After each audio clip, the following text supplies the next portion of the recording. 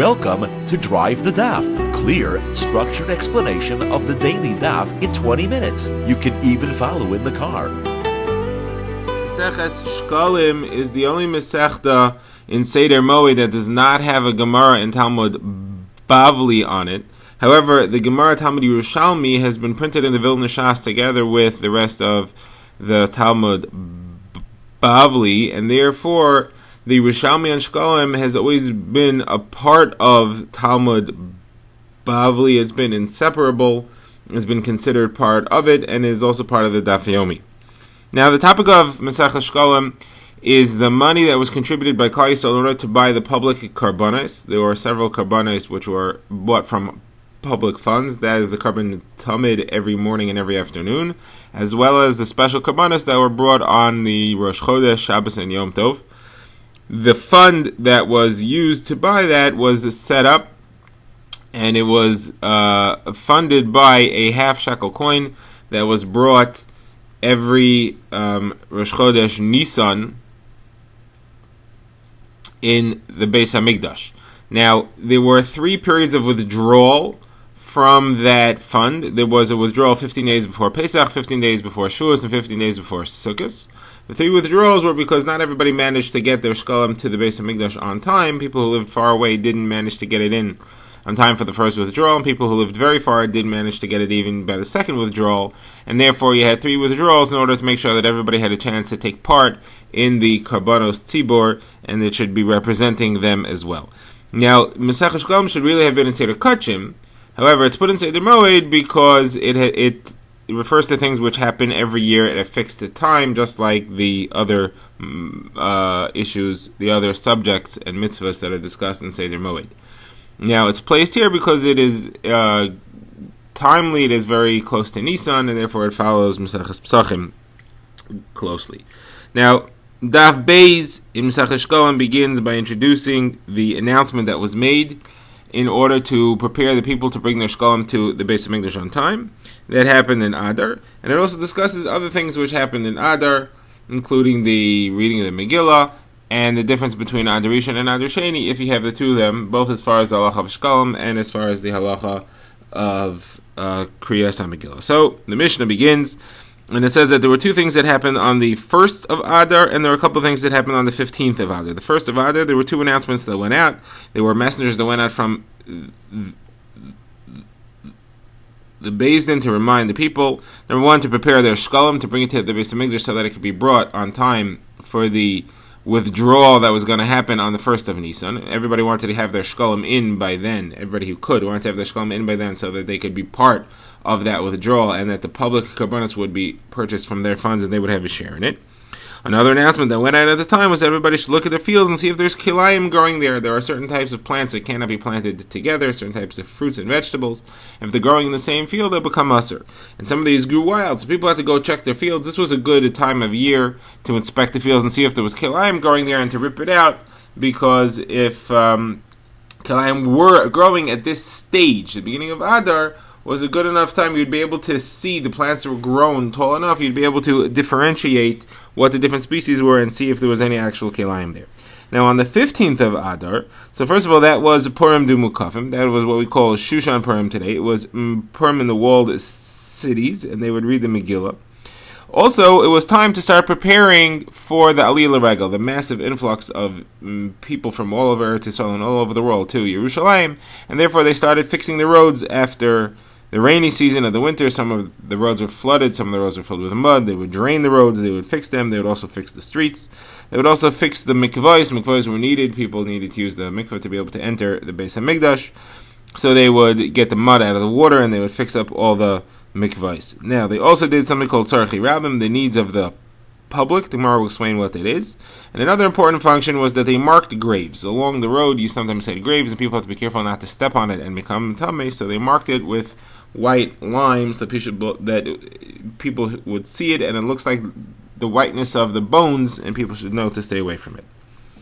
Okay, the Gemara begins. The Gemara says, why is it that these announcements were made in the beginning of the month of Adar. The Gemara says in order, like we said, for everybody to be able to bring their shkalim, in order that they should be part of the first withdrawal, which was going to happen on the 1st of Nisan. The Gemara says, how do you know that the first withdrawal happened on the 1st of Nisan specifically?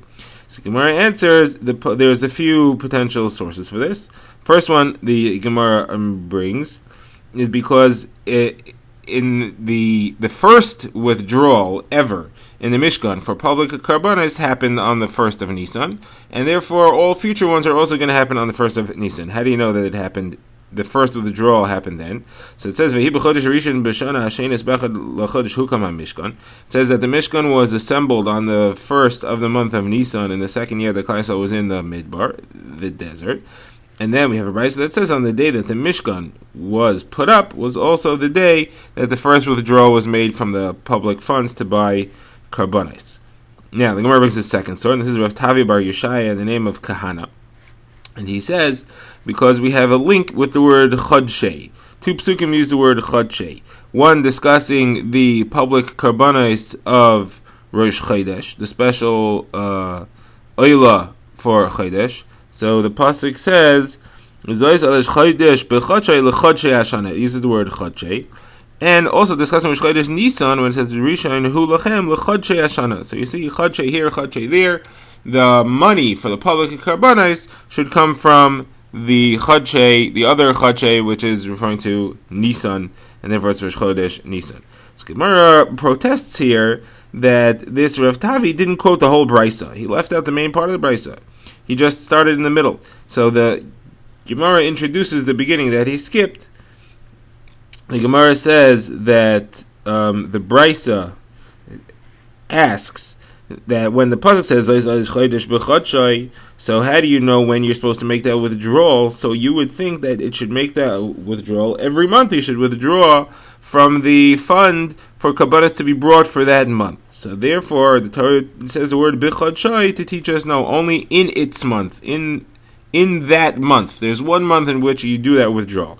Now, which is that month? Oh, that's the part that Rabbi Tavi quoted, that it's in Chodshei, because it says Chodshei by Rosh Chodesh Nisan, and it says Chodshei here in this discussion. So therefore, we link the two, and that month is supposed to be Rosh Chodesh Nisan. Okay, the Gemara asks, when we say that you make these announcements, we use the word mashmiin. The Mishnah used the word mashmiin. You make heard. The Gemara says, what does the word mashmiin mean? The Gemara says you make announcements. You send shluchim, you make announcements. The Gemara brings a pasuk which teaches us this. It's a pasuk in Divrei Hayamim. It says, "Vayitnu kol b'Yehuda u'Yishalayim lahavi la'Hashem masas Moshe eved Elokim Yisrael b'Midbar." That they made an announcement in Yehuda and Yerushalayim to bring that which Moshe had also collected in his days, and that is the shkalim, the half shekel coin that each person brought. Then is also collected again every year to fund the public karbanos. Okay, now the Gemara discusses what happens if there are two Adars. So we have a Mishnah in Maseches Megillah that says that there is no real difference between the first Adar and the second Adar. Everything applies the same, except for the mitzvahs. So Mikra Megillah, you only have to do an Adar Sheni. Matanas Lev Yonim and the other Purim things, you only have to do an Adar Sheni. The Gemara says Rav Simon and Rav Yeshua ben Levi added also the announcement of Shkalim you do in Adar Sheni. So the Gemara says Rabbi Chabay and Rav Huna and Rav Chia said. The Gemara says that Rav Yossi said that it's very logical. It's very logical that these two announcements about the Shkalim and about the Kilayim should be in Adar Sheni. Why? Because it's the season. It has to match the season. You want to remind people to bring their Shkalim close to Rosh Chodesh Nisan when it has to be brought. If you're going to remind them 2 months before, if you're going to remind them on Rosh Chodesh Adar Rishon and they still have 60 days till Rosh Chodesh Nisan, they're going to forget about it again. And they're going to end up not bringing it all. Also, you want people to check the Kilayim in the fields. Checking the Kilayim in the fields, that's not doable too early in the season. It has to be an Adar Sheni when it is time that you can see which plant is which. Now, the Mishnah also added that we didn't trust the people would check the fields correctly. On the 15th of Adar, we also went out, we inspected it ourselves. The Beis Din sent people out to check the fields and see that there was no kilayim there. So you also had to have the proper growth available to be seen at that time. Now, the Gemara says that Rav Chizki wanted to say something. He asked if people agree. He wanted to say that since we want to make sure that people bring close to the time, as we said, that we don't want to make the announcement 60 days before the time to bring, because then everybody will forget. So the Gemara wants to say that the people who lived far away, they started earlier. If it took them a long time to get to the Beis Hamikdash, such as the people who lived in Bavel or even further, they would start at the beginning of the winter. They would make their announcements. You have to start bringing your shkalim in order that it should be in the box on time. Now, as we saw in our introduction, that's not how we paskin the Maisa, and the Gemara protests here. The Gemara says that the Talmid Chacham did not agree.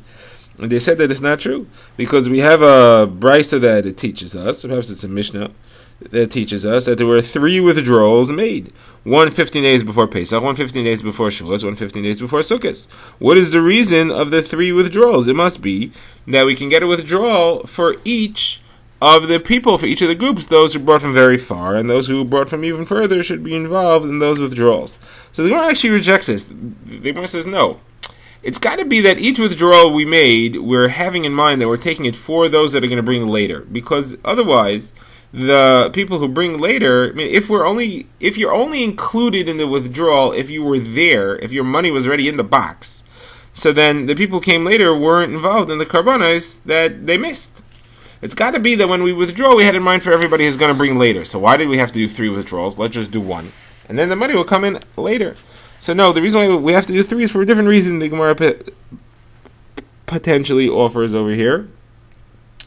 The reason is that we want to publicize each aliyah l'regel. We want to make it clear that we're withdrawing for everybody, and everybody's involved in these karbanos. So when everybody's in town, we do a big withdrawal, or when everybody's coming into town, we do a big withdrawal. But really, you didn't have to withdraw 3 times for that reason. That being the case, it's possible that the people from far really did have to start bringing early and have their money in the box in the beginning. Now, the Machlokes Rishonim, what the Gemara's conclusion actually is. If Machlokes Achronim, what the conclusion actually is. Did they bring on time? Because those who were far away started actually earlier, and therefore they had their money in the box. The Gemara's conclusion seems to be that you don't have to say that, because when we withdrew for everybody, even the ones that didn't bring it. So why did they have to come early? Why do they have to start earlier in order to be there on time? They're anyway included. Even though we end up saying that the 3 withdrawals weren't needed to get everybody in, but we still also don't have to have everybody's money in there by the first withdrawal, because that withdrawal works for everyone. All right, now the Gemara on the subject of these of the contributions that were given by the public for everything. The Gemara brings 4 psukim which Rav Yehuda Bar Pazi says in the name of Rebbe should give you a fright. As you read these, how do you not get shocked? Klal Yisrael seem to be more motivated and more moving with alacrity to do something bad than to do something good. When the people brought the money for the Mishkan, what does it say? Who brought it? It says Kol Nidivlev, anybody who was of a generous spirit. However, when they gave the money to make the Egel, the golden calf, it says Ve'yisparku Kolham, everybody gave, not just those of a generous spirit. That's example 1. Example 2 was when they moved forward to go to Har Sinai, Moshe had to bring them. It says Vayotze Moshe es ha'am.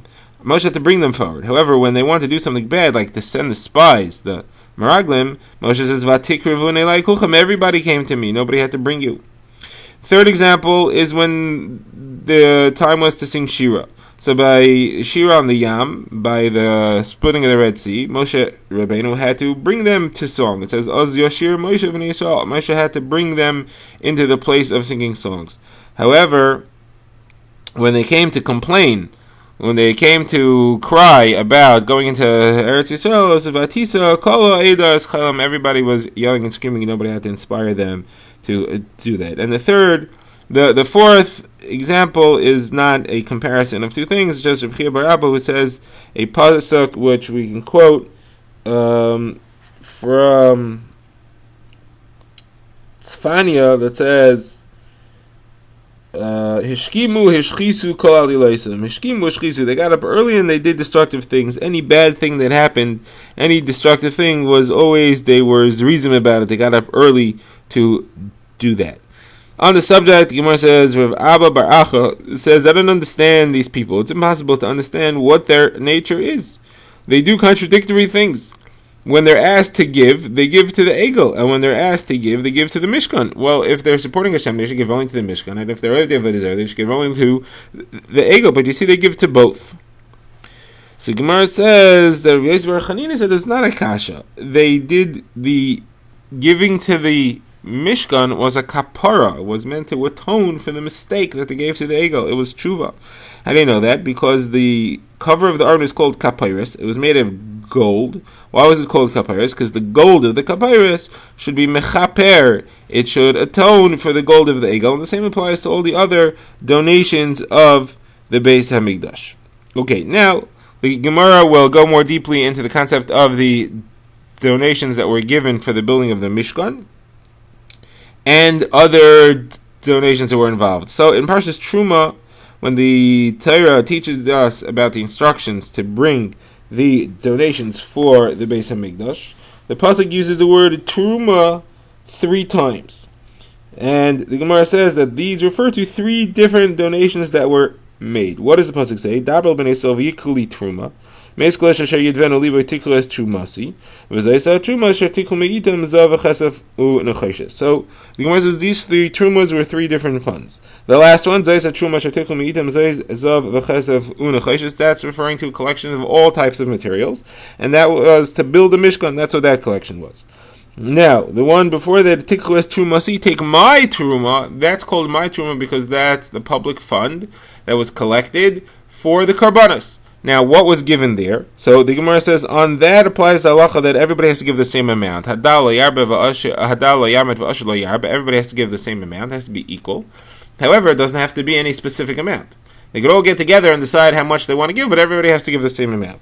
However, the first truma, the equally truma, that is the one that was given for the adonim, the sockets that were used to connect the wall panels of the Mishkan were made out of silver, and there was a special collection of silver half-shekel coins for that.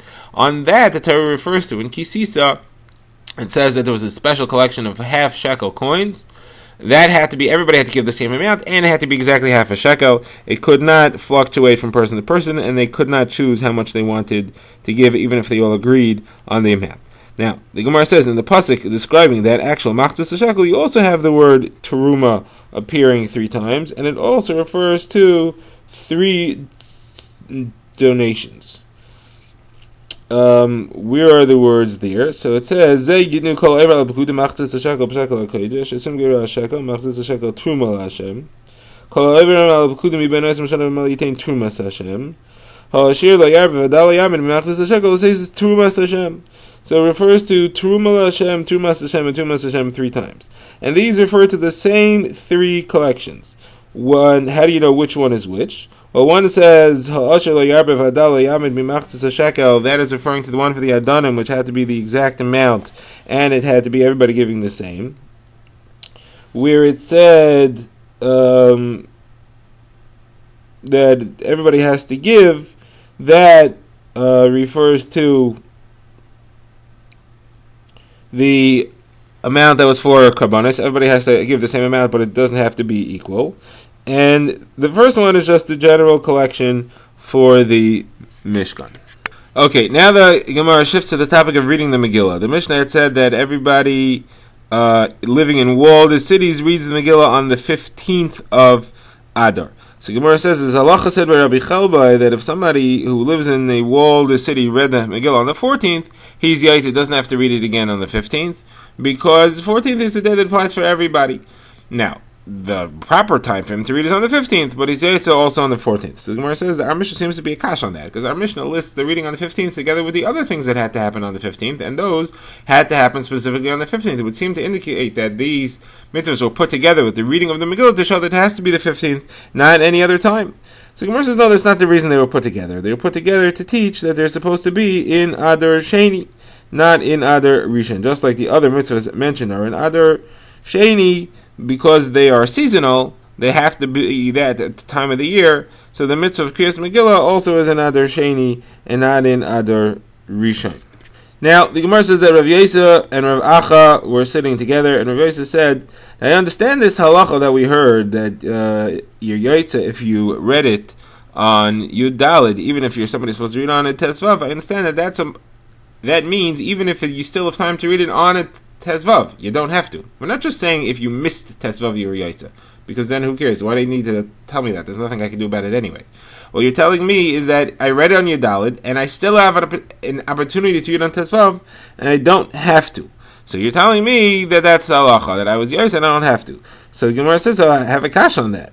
Because we know that the halacha is, if a brisa that says, that in a town that's a suffix, whether it's a walled city from the time of Yeshua ben Nun or not, so they don't know whether they're supposed to read on the 14th or the 15th, they have to read on both days. The Gemara says, why? If you read on the 14th, and you're Yaitza, and you don't have to read on the 15th, so then certainly a place which is a suffix, they don't even know if they're supposed to read on the 14th or the 15th, let them read the Megillah on the 14th.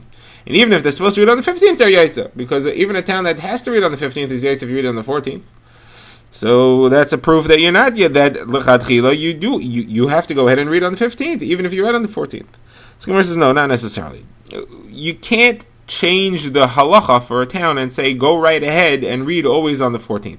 Somebody supposed to read on the 15th cannot decide, I am reading on the 14th, this is what I want to do, and that's what I'm going to do from now on. If you do that, nobody will read on the 15th. The halacha that we said is if somebody accidentally went ahead and read on the 14th already, either because he thought it was the 15th or he didn't realize where he was or whatever it is, so then he's Yaitza. But to plan out in advance and say, I'm reading on the 14th and not the 15th, that you're not allowed to do. And therefore, those towns that are a suffix, they can't plan out and say, we're going to read on the 14th and not the 15th. They have to plan to read on both days because that's what you have to do, l'chadchila. Now, the Gemara goes further and it says that as far as the differences between Adar Rishon and Adar Sheni, there is one way in which they are the same even in the halachos of Purim, and that's that you cannot fast or do a hesped even in Adar Rishon on Yudalad or Tezvav of Adar. That's a halacha that was said by Rav Shimon ben Gamliel. So the Gemara said, it brings a number of Amoraim who said that this practice was instituted in Tzipori and in other places where they followed this halacha of Rav Shimon ben Gamliel that they didn't fast or say a hesped on Yudalad or Tezvav, even Adar Rishon. So Gemara says is that that's not necessarily the halacha. We're just noting that's a practice that was followed, doesn't necessarily prove that that's the halacha. Now, the Gemara asks, when you write a contract and you have a year where there's an Adar Rishon or an Adar Sheni, how do you distinguish the two? So Gemara brings a machlokas. The Gemara first brings Rav Shimon without a name. The Gemara brings that Adar Rishon you write Adar Rishon and Adar Sheni you just write Adar. The Gemara brings Rav Yehuda who disagrees and says no, Adar Rishon you just write Adar, and Adar Sheni you have to write Adar Tinyana, or the last. Drive the Daf is a project of the Grand Woodlands Shul and is presented by Rabbi Yitzchak Landa. Find us on YouTube or subscribe to daily emails by emailing drivethedaf@gmail.com.